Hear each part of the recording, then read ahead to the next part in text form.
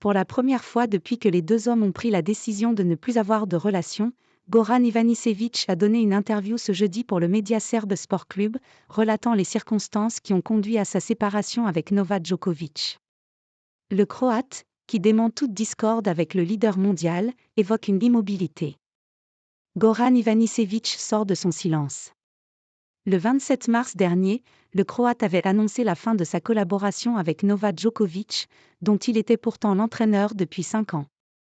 Toutefois, depuis cette annonce sous forme de petits tremblements de terre sur le circuit, ni le Serbe ni son désormais ex-coach n'avaient expliqué ce qui les avait amenés à ne plus faire route commune.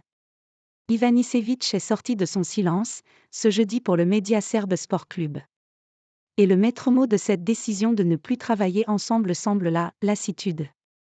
Nous avons atteint un certain niveau de saturation, je me suis lassé de lui et lui s'est lassé de moi, avoue l'ancien vainqueur de Wimbledon, qui va même plus loin, je n'avais plus l'impression que je pouvais encore l'aider.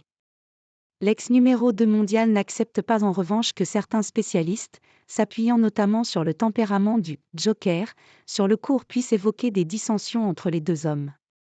Les gens donnent l'impression que notre relation était compliquée, ce n'est pas vrai, Nova, quand toutes les caméras sont éteintes et qu'il est davantage lui-même, est une bonne personne, avec un grand cœur.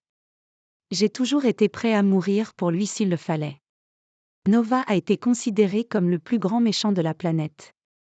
Le Croate reconnaît par ailleurs que la pandémie mondiale, avec notamment ce refus catégorique du Serbe de se faire vacciner, ce qui lui avait valu d'être interdit d'entrer sur le territoire australien lors de l'Open d'Australie 2022, reste encore à ses yeux une étape difficile de sa collaboration avec Djokovic.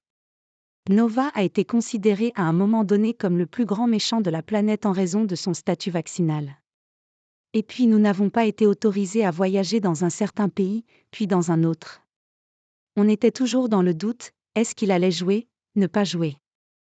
Et je ne parle même pas de l'Australie et de toute la pagaille qu'il y a eu. Et si la collaboration a pris fin officiellement le 27 mars dernier, Ivanišević révèle que la tournée américaine de l'été dernier avait comme un goût de fin avant l'heure.